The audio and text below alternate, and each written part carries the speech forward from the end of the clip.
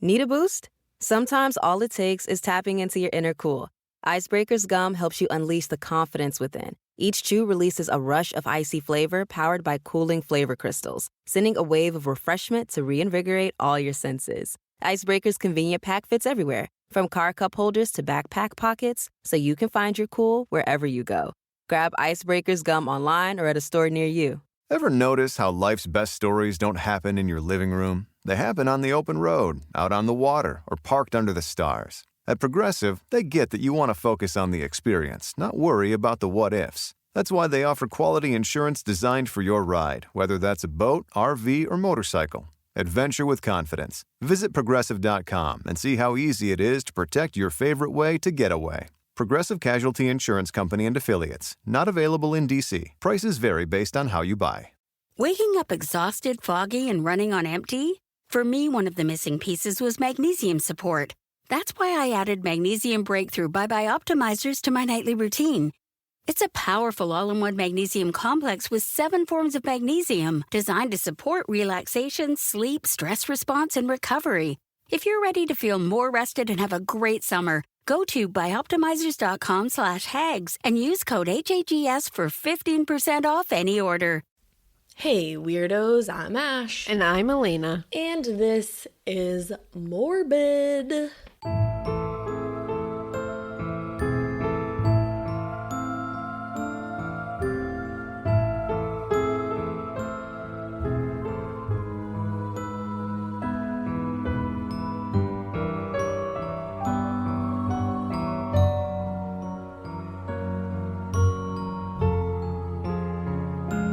It's a very special Morbid because it's Ash's birthday. Woo-hoo!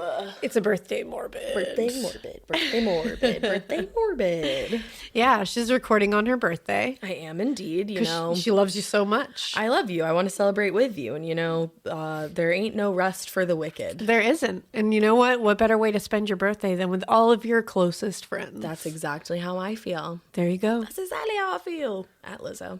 There you go. At Lizzo. Lizzo is one of your closest friends, I would say. I mean, if she doesn't know it, but I wish she did. If Lizzo recognized my existence, I don't think my insides would ever stop just flopping around. Yeah. I mean, because already with JVN, I'm on a carnival ride.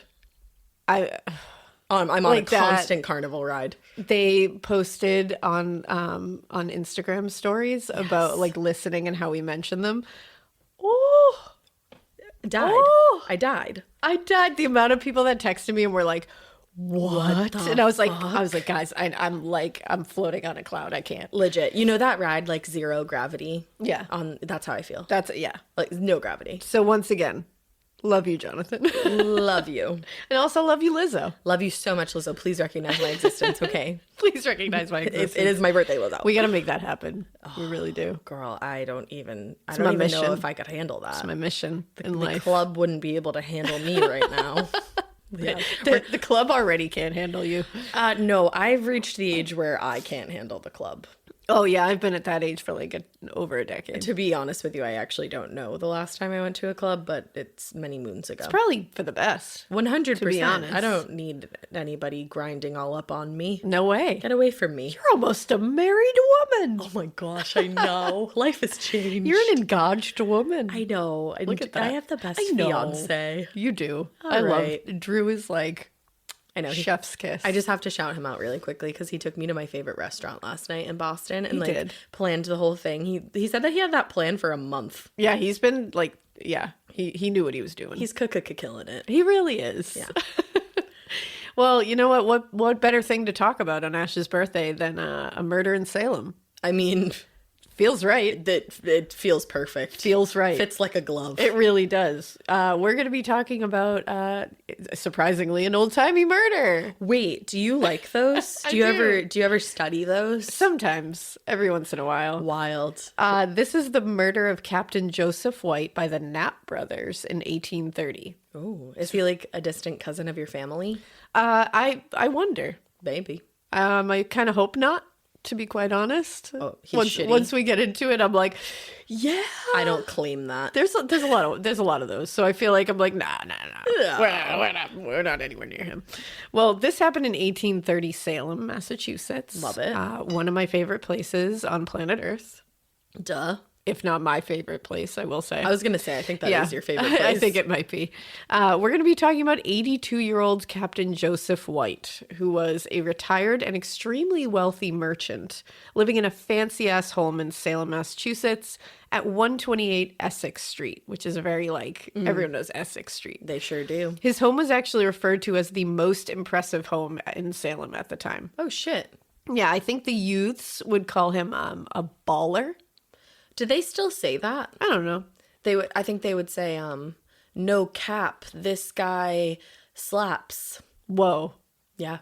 that got crazy. So baller is not a thing anymore? I don't know. I don't know. Youths, let us know. I only have one youth friend. Yeah, and you're my youth friend, so. Well, I think I'm aging out of the youth. Exactly. Youth of it all. So see, I'm behind on my Kelley, shit. what would they say? Help. That's my youth friend. There you go. Kelley, tell us. Is baller cool still? I don't know. I call him a baller. He seems like a baller, but he's also like a dick. Is he a shot caller? There you go. There we go. Bringing it to a place of old. I was going to say, we're bringing it relevant. We're bringing it more and more relevant here. So he was a widower and he had no children. It's also said that he, and here's where my whole thing of I don't want to be associated with him is. Okay. He had ties to the slave trade. Oh, no, we do not claim him. Yep. He owned and supplied ships bringing slaves from Africa to Boston. So, you're not my family. And No. I'm 100% sure he's not. We've actually done genealogy, so he's not in there. Oh, okay. I don't have anybody in Salem. Oh. Yeah. That's, surprising. Well, I should say I don't have anybody on my married side in Salem. My side, I don't know. My actual maiden name, I don't know. Right.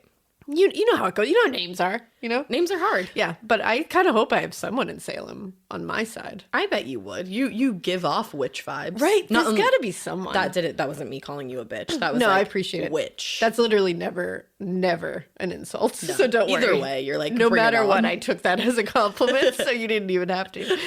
Now, what's interesting is that owning humans was abolished in Massachusetts in 1783. This was in 1830, and Captain White didn't give a shit. Oh, fuck this guy. Yeah. In fact, he told a minister in Salem, are you ready for this? I'm not. He told a minister in Salem, William Bentley was the minister's name. He said, quote, he had no reluctance in selling any part of the human race. I am leaving. Any part. I'm going to take a ride on a big jet plane and I'm out of here. Yeah. 1830, man. That's disgusting. Wow. Truly, it's hard to think of a more vile statement than that. It really is. Yeah, that's a wretched human. I have no reluctance in selling any part of the human race. It's oh, you have zero. And also, your boundaries. You're strangely enough part of the human race. I was going to say you are I'm reluctant to say that you are part of it, but sell yourself, man. Yeah, woof. Down the river. It's a lot. So he lived with his niece, Mary Beckford, who was also his housekeeper. Okay. Yeah. I love that he's just employing his family. Yeah. Right. It's just okay. And then there was somebody who they called a domestic servant named Lydia Kimball. And then a man, Benjamin White, who was also related to White, but kind of distantly, and also worked as his manservant. Manservant. So he had a lot of family members that just worked for him, and he paid probably shit. Now, Mary Beckford had a daughter, Mary, as well, who had once lived in the home, and she had moved out because she married a dude named Joseph J. Knapp Jr. and she now lived with him in Wentham, Massachusetts. Wentham? Now, yeah. Oh. You're like, what? I was like, do you mean Rentham? No, I do not. Wentham, Massachusetts. Knapp had ran a ship called Caroline that White owned at one point. So there's a whole connection with everybody. So he knows Knapp. Knapp had to do with ships and all that. He's a ship guy. Okay.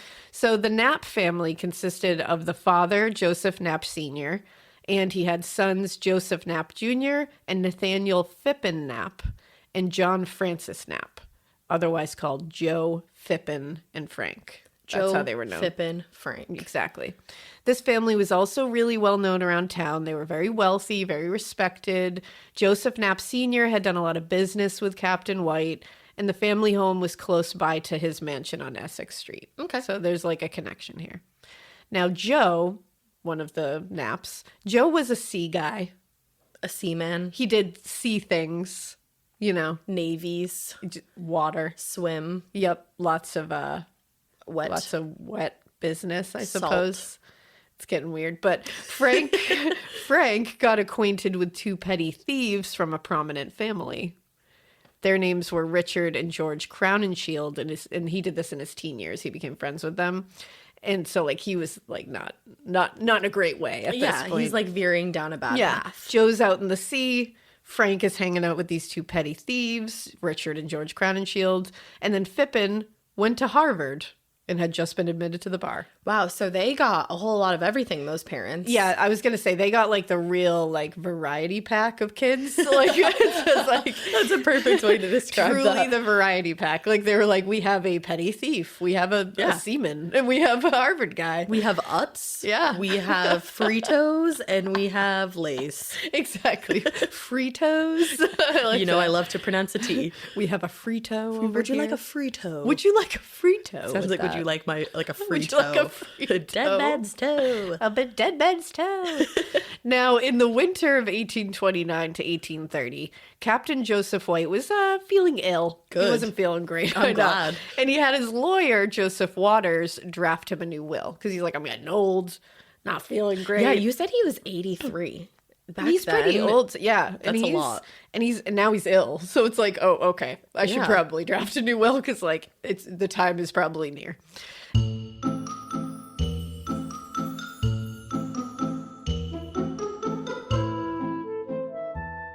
Whether you're graduating from school, planning a wedding, welcoming a baby, or switching jobs, now it's the right time to protect your family's finances. And Policy Genius is your one-stop shop to find the insurance you need at the right price. Head to policygenius.com to get started. And in minutes, you can compare personalized quotes from top companies to find your lowest price. You could save 50% or more on life insurance by comparing quotes with Policy Genius.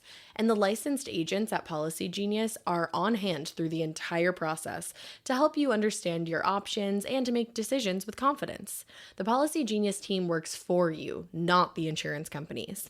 By the way, Policy Genius does not add on extra fees, and Policy Genius has thousands of 5-star reviews across Google and Trustpilot.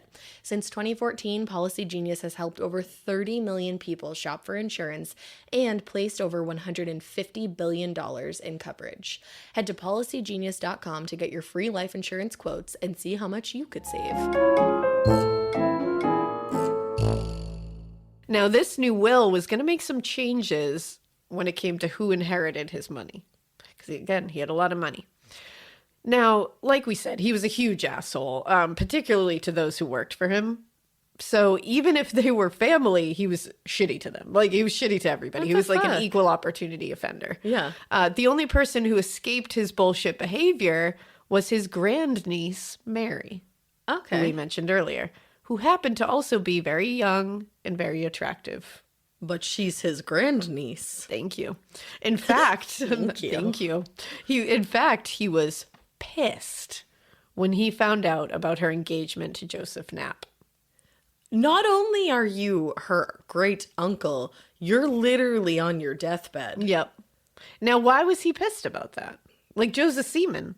Yeah. He's doing sea things. And Captain White is a sea guy. And you said the Knapps worked for the Whites. Exactly. Like they've all been connected. And Joe's not the petty thief. Yeah, he's not Frank. The hard work. His hands are dirty. His hands are dirty. He's got calluses. Like, he's out there. He's a working man. Yeah. Why is he pissed? And he loves the sea.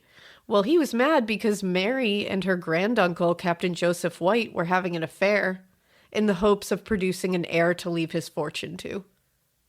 Oh, that is so backwards. I mean, we all have family quirks, but this is like bordering on Hills Have Eyes territory now. It's not bordering. It's there. It's wrong turn. There are some flowers in your attic. Yeah, there's a lot of flowers in your attic, and we have taken a wrong turn.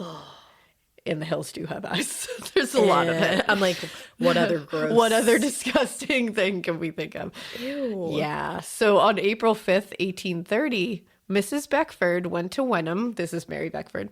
She went to Wenham to spend a few days with her daughter. Okay.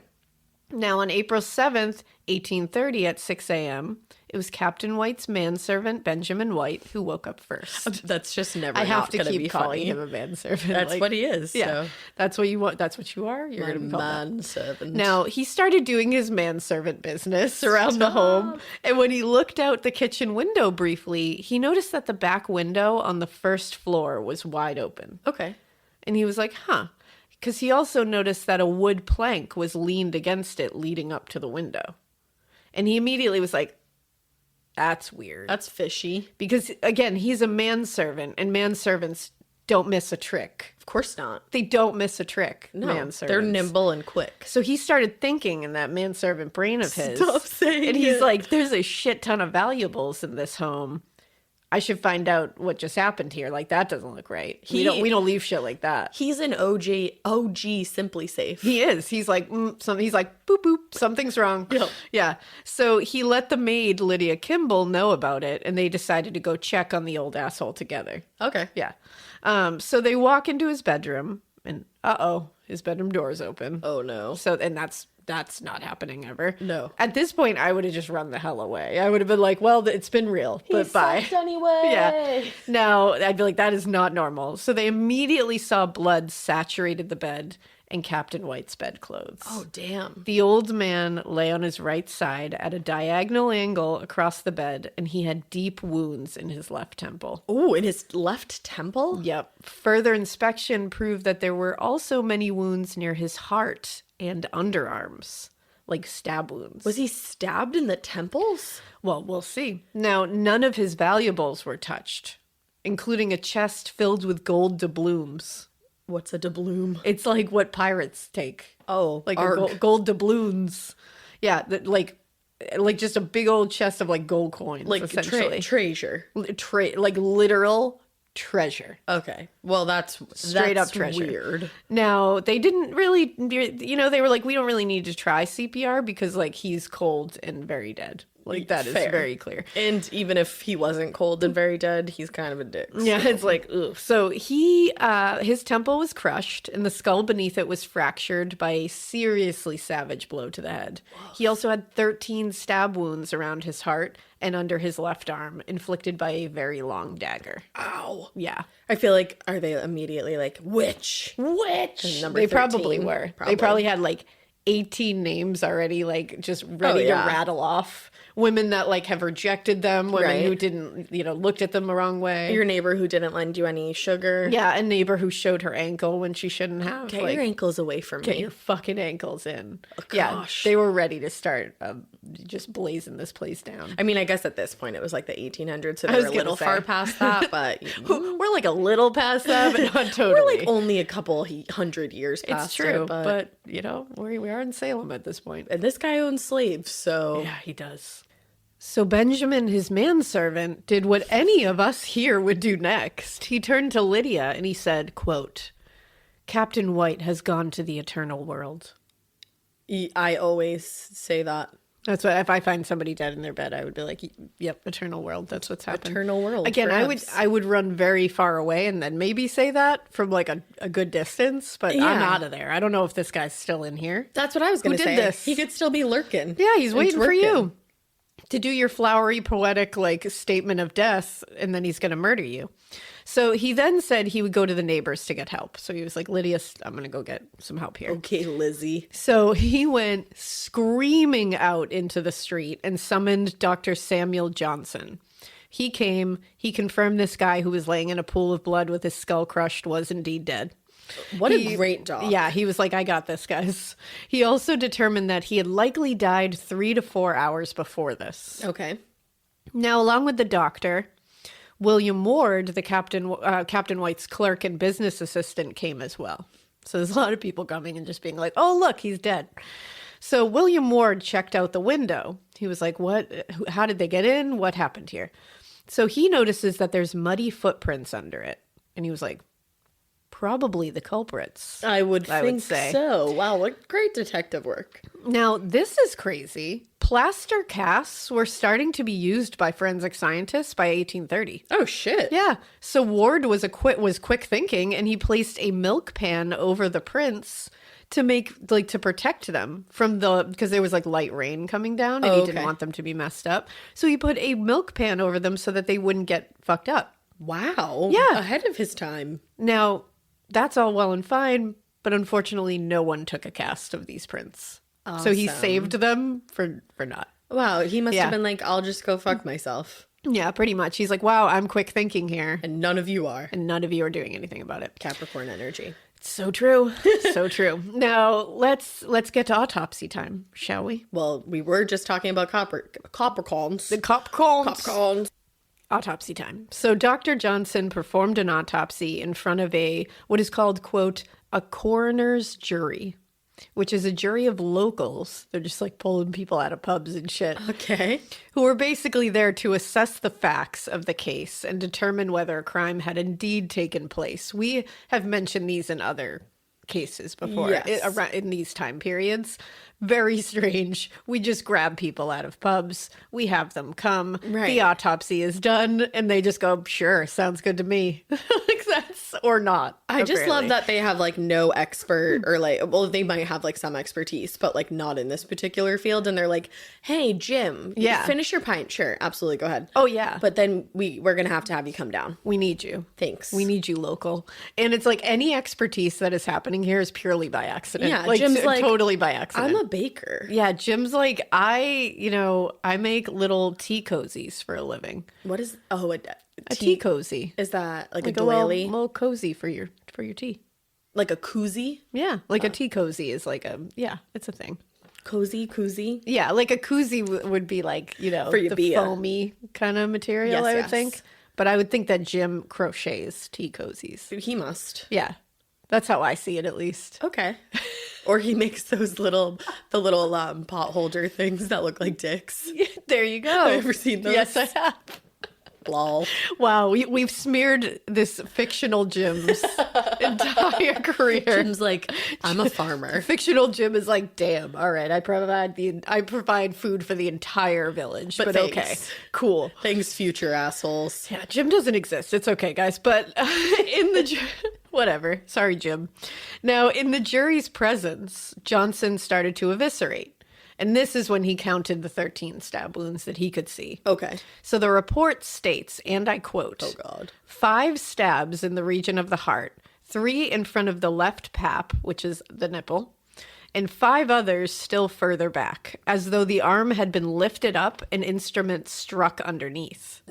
They all came from one dagger, so it was likely one person, he noticed. And he also noticed that the wounds had not spurted blood at all and had only slightly oozed. So that meant that the blow to the head was first and had likely killed Captain White, or at least very much incapacitated him to the point of really slowing down blood circulation.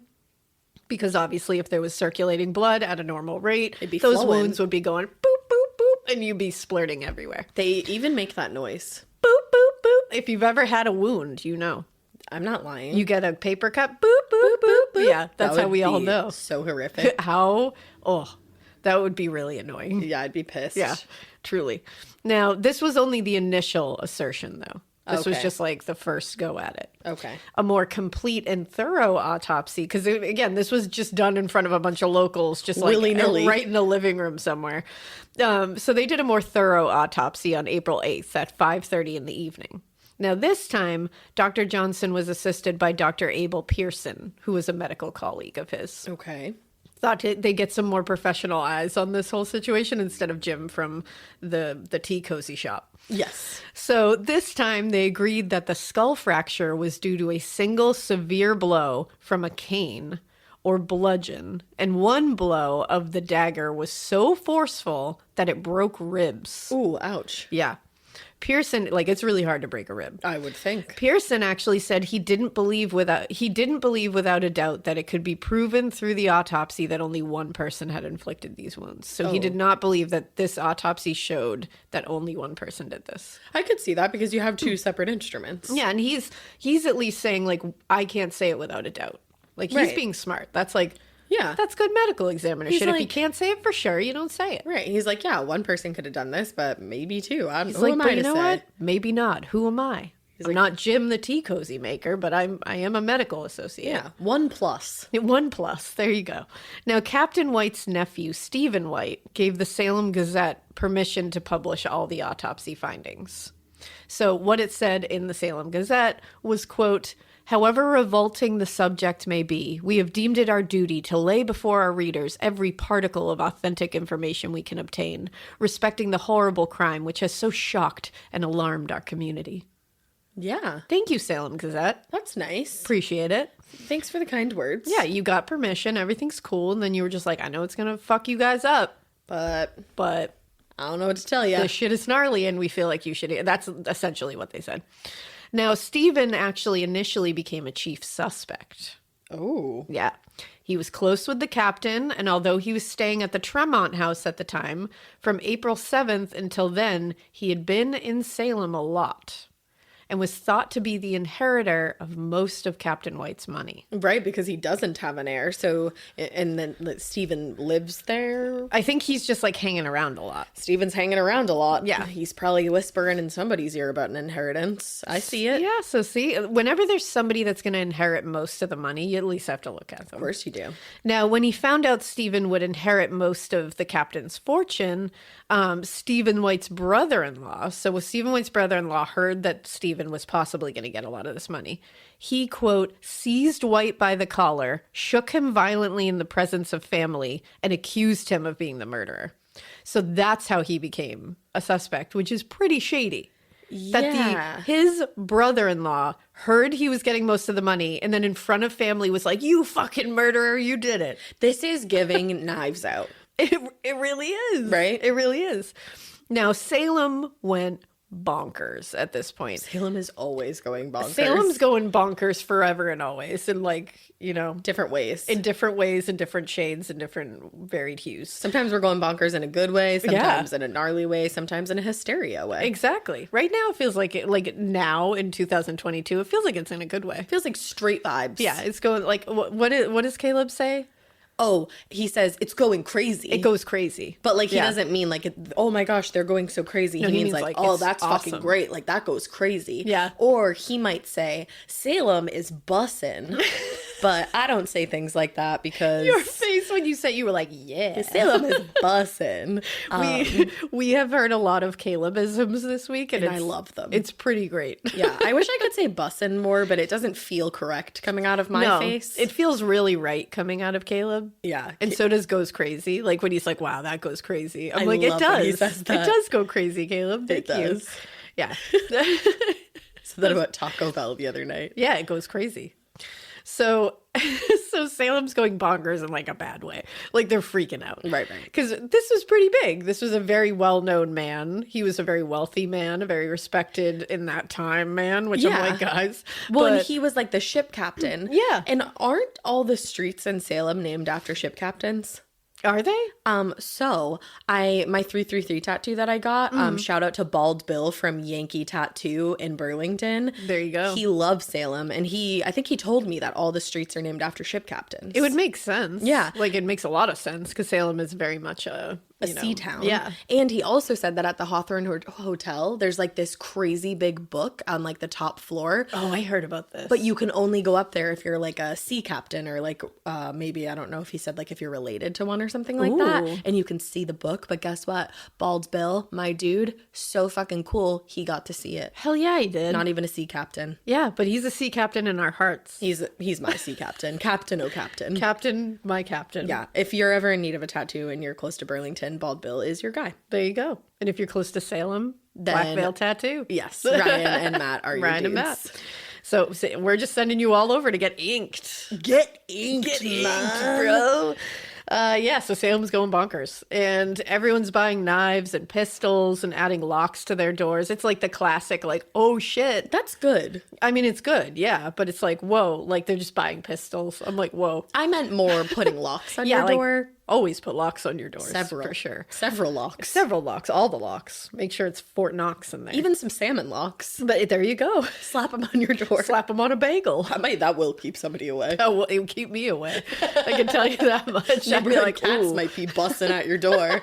I don't know if I use that right. They might be busting at your door. They might be busting down your door. Caleb is shaking his head right now. Caleb He's not even in the room, but he would be shaking his head right now. He's always like, no, Ash. And like you were saying, like that's good to have locks. Before this, doors were never locked. People just come were on in. Hanging. Yeah, like, which is funny. It's like, especially in Salem, it's like, you guys have been through it. And it's like, and even by this time, they were like, whatever. It's probably not going to happen again. I don't know. Cool. But yeah, something bad happened again. So trying to calm everyone down, they had an emergency town meeting a la Gilmore Girls, where a neighborhood watch of sorts was organized. Was Taylor at the head? Taylor Dosey was at the head. Love it. And a 27-man committee of vigilance was put together. Vigilance get a little swifty sometimes. Vigilante justice can be hairy, to say the least. Not bussin'. Hairy. Vigilante justice does go crazy. It does go crazy in like the bad way. Yes. So they were, but you know what? At this time, that's all they got. At this point, they're just like, we gotta be on it. Right. So there's 27 dudes that are just ready to be vigilant. You know, which sounds really scary. Yeah. Now, this was just a bunch of dudes ready to crack skulls and investigate crimes without any law enforcement experience whatsoever. Just like keep that in mind. Awesome. In fact, they were given full power to, quote, search any house and interrogate every individual. I feel like we know how that goes. Feels like a recipe for anyone with a grudge against anyone to be like, oh, hello, I can search your entire house and interrogate you. I'd be like, ooh. And you would think that they would have learned that back in the 1600s. You would think. But members took an oath of secrecy and offered a $1,000 reward for information. And this was supposed to be information, quote, touching on the murder. Seems like a bunch of scary dudes to me, but like that's just me.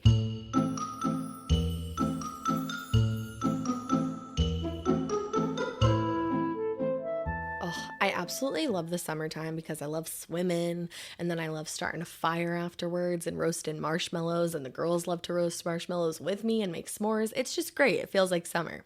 But the thing is, I love a good fire, but I do hate smelling like a good fire because the smoke, it gets all up in my hair, and then I feel stinky and all my clothes smell and it's annoying. And then if I don't do laundry right away, my room smells, and I don't really like that. But it's totally fine because now I have a solo stove, and solo stove is absolutely incredible. You need to upgrade your backyard with a solo stove fire pit because you're going to create story-worthy moments. And here's the thing, you're not going to have the fireside fumes because solo stove has a stainless steel construction that's designed to regulate airflow and burn way more efficiently. There's so little smoke that you're honestly going to sit there and wonder how there's even a fire. It is literally the perfect catalyst for going outside and spending more time with your family and friends. Build long-lasting memories around a solo stove fire pit. They are brilliantly engineered, and it's just so easy to use. They're also built to last. We've had ours for a year now. Drew set the thing up within minutes. I was like, wow, I've never seen you set something up so quickly. And then we had a fire in it that night. It's also super easy to clean up because there's no hunks and chunks of wood in the fire at the end. It's really just pure white ash. It's super easy to clean up. That's one of my favorite things because I don't really love cleanup. And the other best thing about it, in my opinion, is that it's portable. You can bring this thing anywhere. Have a fire in the backyard, the front yard, the side yard. You have a lot of yard. You could also bring it on a trip with you if you want. Also, Solo Stove is so confident that you're going to love this. They offer a lifetime warranty and a 30-day free return policy. And right now, you can get big discounts on all fire pits during Solo Stove's summer sale. Use promo code MORBID at solostove.com for an extra $10 off. That's solostove.com, promo code MORBID for $10 off on top of their incredible summer sale discounts. But hurry, the summer sale ends on June 23rd. Now, since the investigation was not really getting a lot of solid leads for a bit, because they're just being like, oh, Stephen, you probably did it because you're going to inherit the money. We have no basis for that whatsoever, but sure. Okay. People were getting restless because, you know, as we've seen in like the West Memphis 3 case and stuff, police sometimes, like, especially with stuff like this, they want to calm the community. So sometimes it leads to a little bit of shoddy work because they're just trying to get a name, trying to get someone behind bars, trying to be like, everything's safe. You're good. Now, the community is getting restless. The media is jumping all over it at this point. Nowadays, I think they would literally be like, guys, it's a dead-end investigation. Like, we're working, but I don't know what to tell you. Sure. But 2 weeks after the murder, the Salem Gazette reported, quote, in every instance in which suspicion has been excited as to any individual, investigation has made it manifest that there is no foundation for the belief of guilt. I feel like there is. And it's like, but who? I don't know. But who? Stephen, ? I feel like that's just like somebody needs to come up and be like, that means no. Like, it's like, what? That was the most flowery way to just be like, yeah, we don't have anybody. Very much Do you have so. anybody? No, we don't. Nah. Now, one of the issues was lack of obvious motive here because nothing was stolen. Lack of obvious motive, but like inheritance. Well, there's that. But like if it's somebody outside the family, Then why there's would they do literally this? no motive here because nothing was stolen and the home was not ransacked. But then it became clear that this old dude was not a super sweet guy. And, you know, it's not like he didn't have enemies here. Remember the whole thing with his grandniece Mary? Sure do. How could I forget? Do you remember that? Well, when she married Joseph Knapp, he cut her out of the will completely. Ooh. Then there was the whole slave trader thing to really piss people off. So it's like, he's got a lot of people who don't like him. Yeah, he's stepping into shit everywhere. He's not doing great stuff. Now, on April 27th, suddenly it seemed that there was a movement in the case, indirectly at least. You see, Joseph Knapp Jr. and his brother John Knapp went to the Vigilance Committee and said the night before they were robbed by 3 guys in Wentham. So now everyone started thinking this threesome of doom were the ones terrorizing the community. Threesome of doom. Yeah, these 3 guys in Wentham are just terrorizing everybody. Funny how there's 3 brothers. Yeah, and that's very 3 strange. guys. Now, the Essex Gazette reported this and made sure to stress that the Knapp boys, quote, are well known in this town and their respectability and veracity are not questioned by any of our citizens. So they're like, they're fine. Don't worry about them. Okay. Now, a little more than a week after the murder, Stephen White received a letter from a jailer in the New Bedford jail. The letter was a bombshell. It said that an inmate whose name was Hatch said that before his arrest, he had overheard 26-year-old Richard Crowningshield. Does that sound familiar? Richard Crowningshield was one of the petty thieves that little Frank Knapp there became friends with in his teens. Yes. Now, he was a small-time thief from a very prominent Salem family, though. Like, he was a petty thief, but he came from a very prominent family. So weird. So he had overheard him, this inmate, had overheard Richard telling his brother George that he was intending to steal Captain White's iron chest. He was arrested in Salem, and the Committee of Vigilance brought Hatch from the jail to testify before a Salem grand jury. On May 5th, 1830, the jury indicted Richard Crowningshield for murder. So they, like, it happened like boom, boom, boom. Like, this guy Hatch, an inmate, told this jailer, hey, I overheard this guy talking about stealing Captain White's chest. The jailer told Stephen White. Stephen White went to the Vigilance Committee. The Vigilance Committee arrested Richard, put him on trial. The jury went in front of him and indicted him immediately for murder. It really was is just like boop, boop, boop. Telephone. Truly. So his brother George, because remember, he was telling his brother George that he was going to do this, and a couple of other people present during this supposed confession were charged with abetting the crime, and they were all detained in the Salem jail. Damn. So these two were definitely not the best the Crowningshield family had to offer. Yeah, it doesn't sound like it. They were disappointments, to say the least. So you see, the Crowningshield family was one of the wealthiest, most respected, and most distinguished families in Salem. Before Richard was arrested, his cousins wrote their father, which would be his uncle, who was a congressman in Washington, to tell him that they were worried Richard may have had a hand in that murder. Ooh. So they immediately were like, I'm worried about this being him. So then on May 14th of 1830, Joseph Knapp Sr. received a letter from Belfast, Maine. This said, quote, "Dear Sir, I have taken the pen at this time to address an utter stranger, and strange as it may seem to you, it is for the purpose of requesting the loan of $350, for which I can give you no security but my word, and in this case consider this to be sufficient. My call for money at this time is pressing, or I would not trouble you, but with that sum I have the prospect of turning it so much advantage as to be able to refund it with interest in the course of 6 months. At all events, I think it will be of your interest to comply with my request, and that immediately, that is, not to put off any longer than you receive this, then set down and enclose me the money with as much dispatch as possible for your own interest. This, sir, is my advice, and if you do not comply with it, the short period between now and November will convince you that you have denied a request, the granting of which will never injure you, the refusal of which will ruin you. Are you surprised at this assertion? It is useless for me to enter into a discussion of facts which must inevitably harrow up your soul. To conclude, sir, I will inform you that there is a gentleman of my acquaintance in Salem that will observe that you do not leave town before the 1st of June, giving you sufficient time between now and then to comply with my request. And if I do not receive a line from you, together with the above sum, before the 22nd of this month, I shall wait upon you with an assistant. I have said enough to convince you of my knowledge and merely inform you that you can, when you answer, be as brief as possible. Direct yours to Charles Grant, Jr. of Prospect, Maine."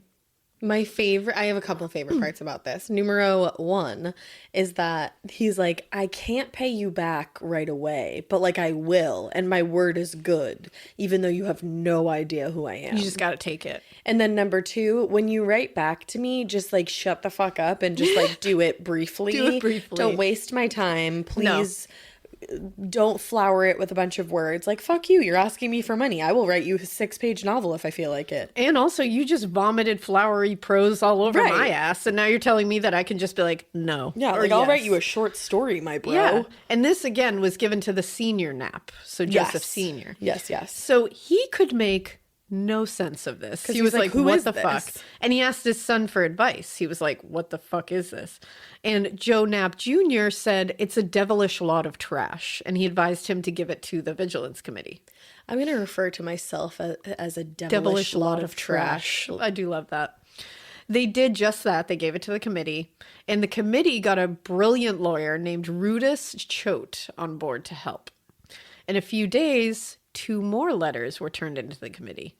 One had been received by the chairman, Dr. Gideon Barstow, and it was also signed Grant. So it was signed the same kind of thing. Right. The letter basically said that this letter writer and Stephen White had killed Captain White, and that Stephen had promised him $5,000 that had not been paid. Oh. So now it's getting gnarly.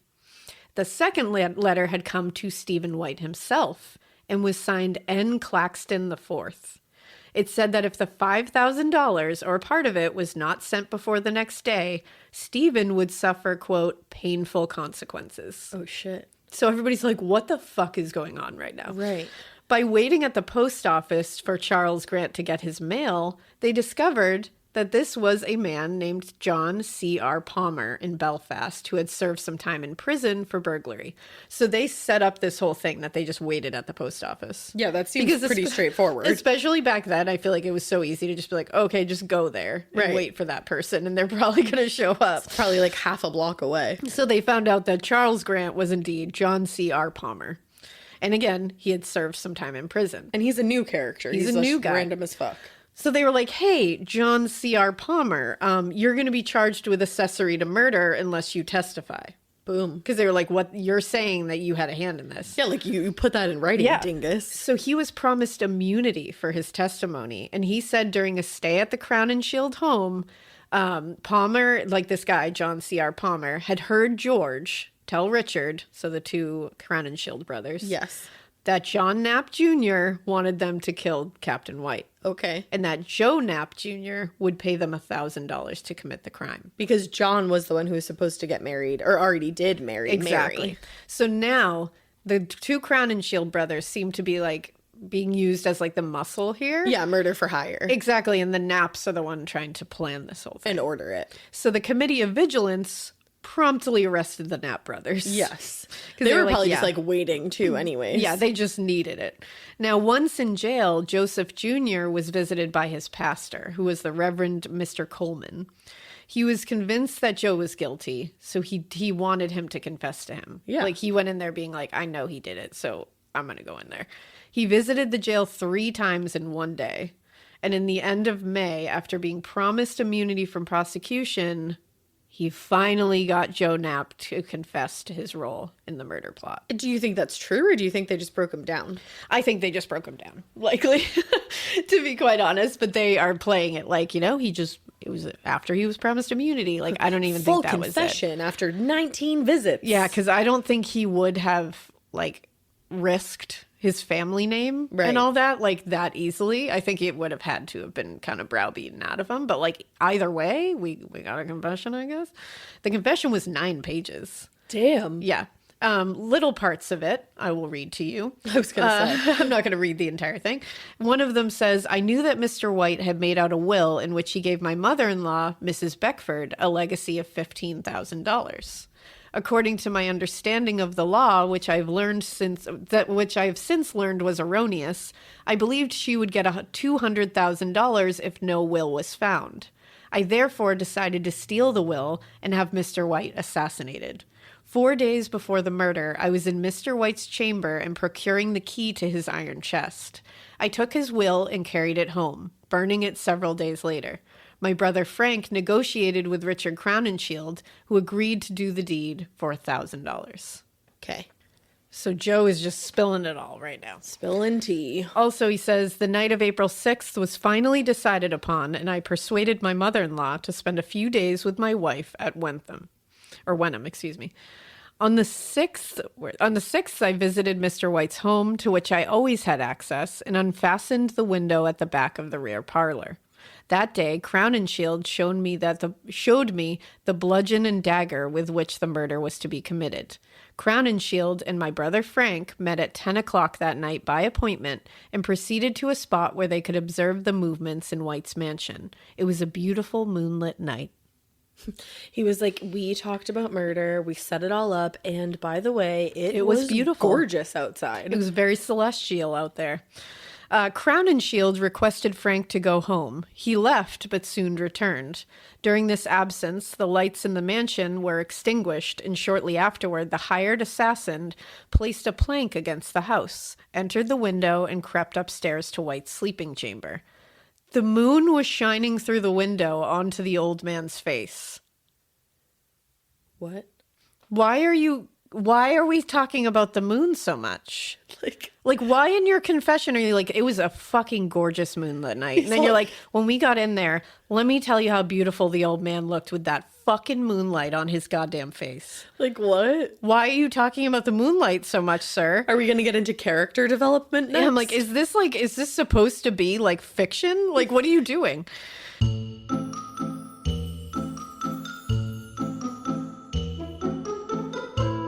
Now a word from our sponsor, BetterHelp. Life can be really overwhelming, and a lot of people are burned out without even realizing it.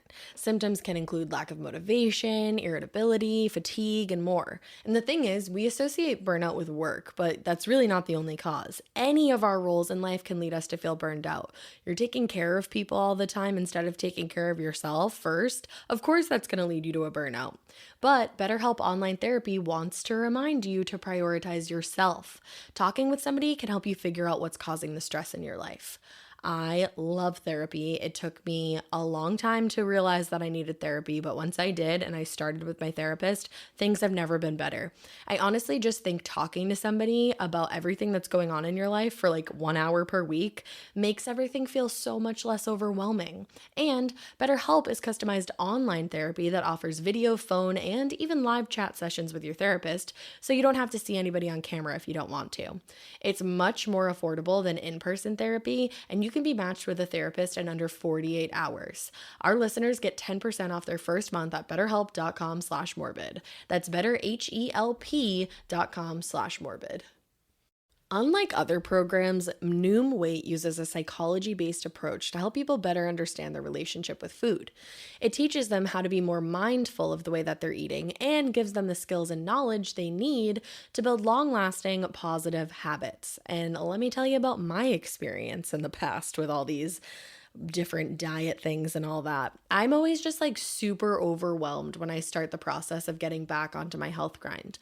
Not only is it super duper intimidating heading back to the gym and familiarizing yourself with all the equipment, but in general, I feel like the wellness community is always throwing things at us left and right. There's all these different supplements. There's all these strict rules about what we should be eating, what we shouldn't be eating, what's trendy at the time, what's not, blah, blah, blah. It's overwhelming and it's going to lead to disasters. That's why I'm done with that. And that's why I love Noom, because Noom believes that the only place you really need to start with is your mind.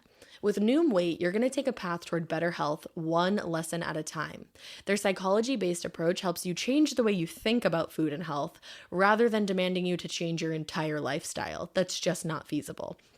When I started with Noom, I had no idea that there was actually so much psychological meaning behind all the different choices that we make surrounding our diets and our exercise too. For example, like me personally, I grew up having to finish the plate of food in front of me because that's just the way it was. Over the years, I would not listen to my body. Like even when I was an adult and nobody was telling me to finish my plate, I still thought I had to. And I was like, oh no, like I'm not listening actually to my body being full. And instead I'm just eating this whole plate of food when I don't even need to.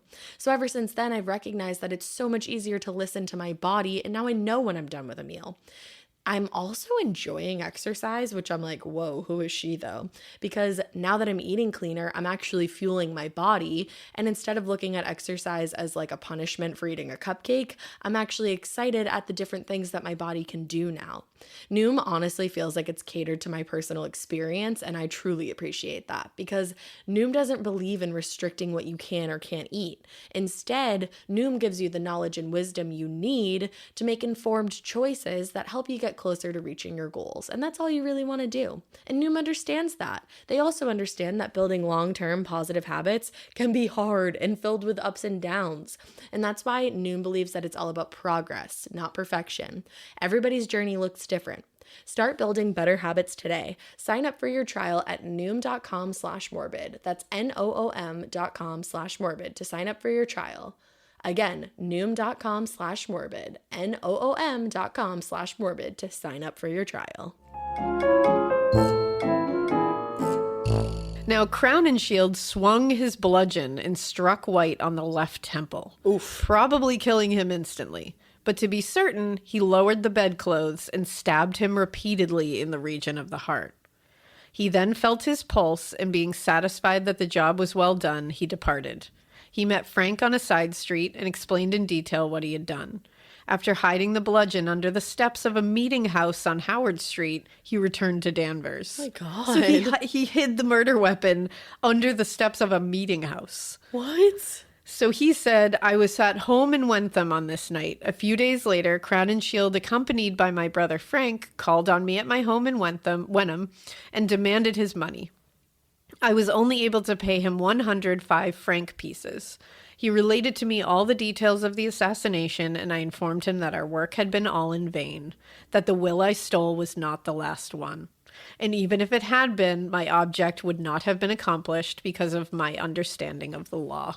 Oh, shit. So before, remember, we said he was old, he was getting ill, Yup. and he decided to draft a new will. Well, this idiot didn't know that and stole the old will. And he's even admitting, he's like, I'm a dummy, and I thought I understood laws, but I don't.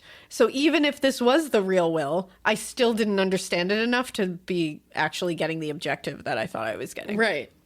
Which is wild. And then he said, the story my brother and I told the Vigilance Committee on April 27th in regard to the alleged robbery was a sheer fabrication. So him saying like they were robbed by 3 ghouls in the night? Yeah. Total fabrication. Knew that as soon as you said it. And he said, it was I who wrote the 2 anonymous letters. Oh yeah. So he was like, that was me too. So did he just like hire that guy to mail them? I think he hired that guy to be like part of the whole thing. Now, Jo Knapp knew that Captain White had cut Mary from the will when she married him. But he figured that if Captain White died without a legal will, his fortune would be divided among his close relatives, giving Mary Beckford, Knapp's mother-in-law, a considerable fortune. Now, this all added up because that window that was opened that Benjamin, the manservant, first saw before discovering Captain White's body, it was left open the night before because Joseph, who was married to Captain White's grandniece Mary, had full run of the house and left it open intentionally to allow entrance in the night. Damn. Like, he had full run of the house. Of course he was able to do that. The last true will of Joseph White, favoring his nephew Stephen, was safely in the office of his lawyer. So that wasn't even in the house. Wow, dude. This was all for naught. Yep. Now, Joe and Frank had debated how to commit the murder. They considered ambushing Captain White on the road or attacking him in his house while he was awake. But John Knapp told Joe that, quote, he had not the pluck to do it, and suggested hiring Richard and George Crowninshield because they had known them forever. And they were like, who they were. We know they're like scary, so let's do that. Now, according to Massachusetts law at the time, you couldn't be prosecuted as an accessory to a crime unless the principal person who committed the crime was charged, tried, and convicted. So Richard took care of that. Oh. Now, on June 15th at 2 p.m, a jailer found Richard's body hanging by its neck from 2 silk handkerchiefs tied to the bars of the cell window. I had a feeling that you were going to say that. And they had slit his throat to make sure he was dead, and a note was left in the cell requesting no autopsy to be performed. Fishy. Yeah. They slit his throat to make sure he was dead? He slit his throat or they slit his throat. Nobody is quite sure.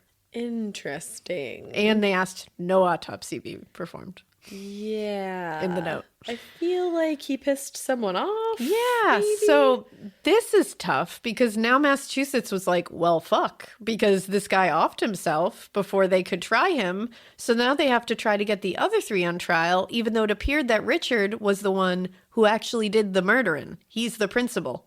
So and the you're law not going to be able to. If that person isn't tried and convicted, what are we going to do? Where's the new precedent? Where is it? So things were even harder now because Joseph Knapp was refusing to testify and uphold his confession. Oh, so well, now yeah, he's he knows saying he doesn't have to. Exactly. So the prosecution called in Senator Daniel Webster of Boston, Hell yeah, who is apparently a famous lawyer and a proven magical unicorn man with powers unlike the world had ever seen. Really? Essentially. Oh. At least that's how history remembers him. Yeah, it usually flowers it up a bit. Like, this is actually a quote about him. They said when he walked the woods with his fishing rods, Kill All the trout would jump out of the streams right into his pockets, for they knew it was no use putting up a fight against him. And when he argued a case, he could turn on the harps of the blessed and the shaking of the earth underground. A man with a mouth like a mastiff, a brow like a mountain, and eyes like burning anthracite. That was Daniel Webster in his prime. Oh, okay. So he makes fish jump out of the stream and into his fucking pockets. I bet. So, like, I trust him as put my money on lawyer. that. I would be like, yeah, all right. You Or, make like- fish jump into your pockets? I'm down. What did they say? He made the ground shake during, sure did. during trials? Yeah, he made the ground shake. He could turn on the harps of the blessed. Wild. Yeah. He's. You would think that they might look a little further into that and think that that was kind of freaky. Yeah, I would be worried about that. I know. I was going to say, they are like hanging witches. Yeah. For just like being Existing. women, and then it's sort like being people that they didn't like, Yep. because Giles Corey. Yep. But so they're doing that, and it's like, but then this guy, they're like the harps turn on all of a sudden when he comes in and the ground shakes and like fish jump into his pockets, and it's like, you don't think that's witchcraft? Like no one's questioning that. No. Okay.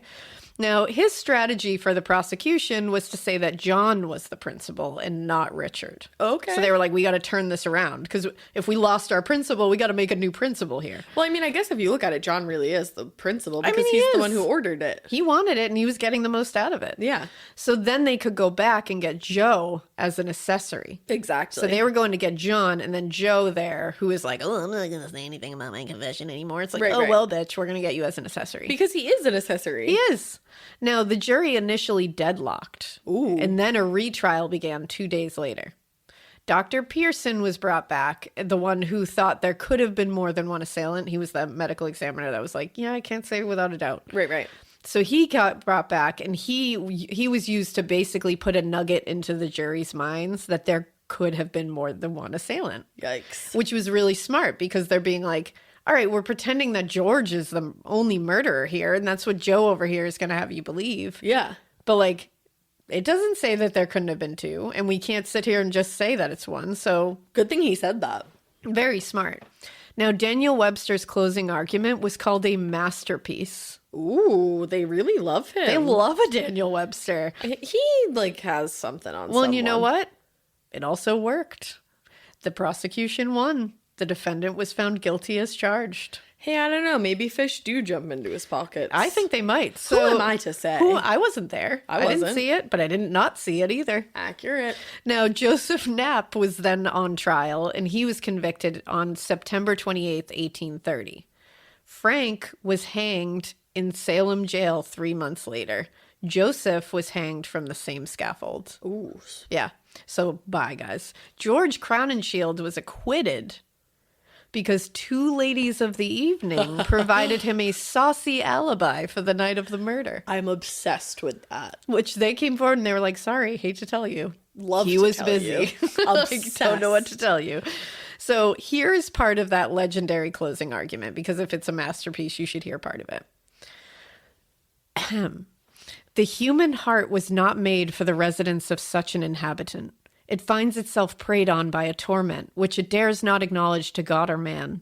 A vulture is devouring it, and it can ask no sympathy or assistance, either from heaven or earth. The secret which the murderer possesses soon comes to possess him, and leads him whithersoever it will. He feels it beating at his heart, rising in his throat, and demanding disclosure. He thinks the whole world sees it in his face, reads it in his eyes, and almost hears its workings in the very silence of his thoughts. It has become his master. It betrays his discretion. It breaks down his courage. It conquers his prudence. When suspicions from without begin to embarrass him, and the net of circumstance to entangle him, the fatal secret struggles with still greater violence to burst forth. It must be confessed. It will be confessed. There is no refuge from confession but suicide. And suicide is confession.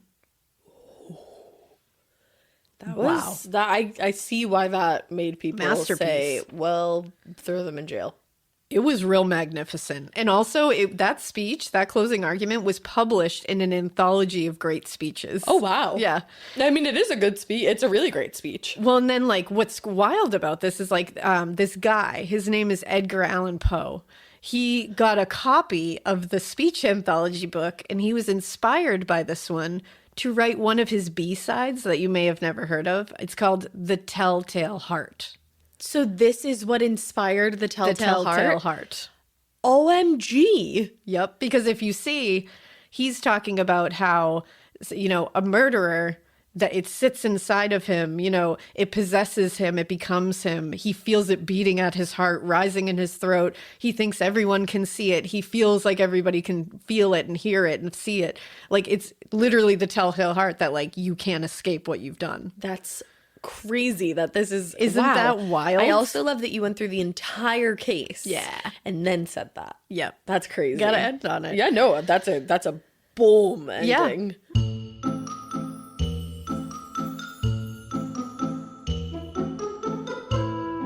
With HelloFresh, you get farm-fresh, pre-portioned ingredients and seasonal recipes delivered right to your doorstep. So skip trips to the grocery store and count on HelloFresh to make home cooking easy, fun, and affordable. That's why it's America's #1 meal kit.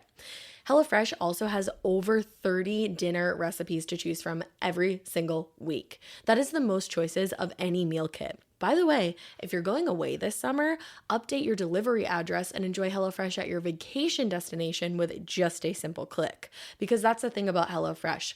Their plans are super duper flexible, so they're going to work with your ever-changing schedule. They're also 72% cheaper than dining at a restaurant and even cheaper than grocery shopping. So that's money back in your pocket and more money to spend on your vacation destination. By the way, the meals are absolutely delicious. They are so yummy. Alaina loves HelloFresh. I love HelloFresh. Everybody and their mom loves HelloFresh. The other night, Drew and I had people over. And whenever I know that we're going to be doing that ahead of time, I order the meals that are for 4 people instead of for 2. So then we can, let our guests eat the meal too. And we had the Brussels sprout lemon pasta. It's like shaved Brussels sprouts in this like creamy lemony pasta. I really, it took everything in me not to tell our guests that this was not a meal that I got from HelloFresh. I really wanted to tell them that it was like an old family recipe, but I had to give credit where credit was due. But everybody was like, oh my God, I'm going to sign up for HelloFresh right now. And I was like, yeah, you should. And my favorite thing about HelloFresh is that their newest menu releases include Mediterranean recipes that are filled with fresh fruits and veggies, nuts, olive oils, and fiber-packed whole grains for nourishing balance. That's exciting for all my vegetarian, and pescatarian friends out there like me, because now we can have yummy Mediterranean recipes. You guys are going to love HelloFresh. Go to HelloFresh.com/morbid16 and use code morbid16 for up to 16 free meals and 3 free gifts. Again, that's HelloFresh.com/morbid16 and use code morbid16 for up to 16 free meals and 3 free gifts. And apparently you can visit Captain White's home in Salem. Why have we never gone? But what's crazy is they won't mention the Captain White murder on the tour. Weird. They just kind of won't say it. So we go and we fuck up that whole We tour. fuck it up. We say, hey everyone. Hey, he got murdered? His ghost is up in here. It's all up in here. But yeah, that is the murder of Captain White in Salem, Massachusetts in 1830. Wow, brother. What a wild, and it was definitely the Crown and Shields and the Knapp brothers were working in tandem. Oh yeah. And they all got. They got. They got Wow. at the end. That was a really good one. I like Isn't that crazy? It's nuts. It's these old-timey ones, man. They have such weird shit in them that it's just like... You get giddy for old-timey shit. I love an old-timey shit because it's just there's so much involved. Yeah. There's so much that you can look at. The fact that speech... That's nuts. Inspired the Telltale Heart because Edgar Allan Poe read that speech anthology book. And it really does. When you hear the speech, you're like, that's the Telltale Heart. That's literally what that is. Yeah. You can't escape the things that you've done, and they're going to follow you, and they're going to drive you crazy until you figure out a way out. That's the truth. Look at that. Well, thank you for listening. And we hope you keep it weird. But not so weird that you do any of this, but cool that it inspired the Telltale Heart. Yeah, don't murder anybody for anything, but definitely not for money that you're not going to get because you don't understand the law. Yeah, you're dumb.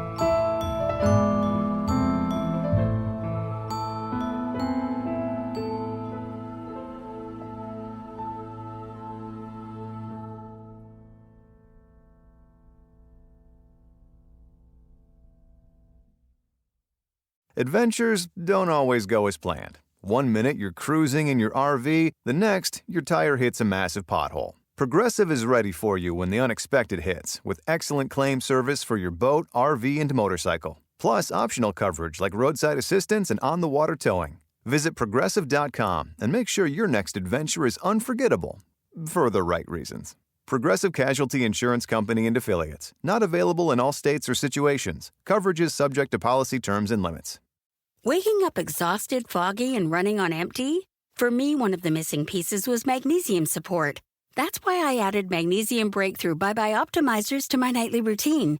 It's a powerful all-in-one magnesium complex with 7 forms of magnesium designed to support relaxation, sleep, stress response, and recovery.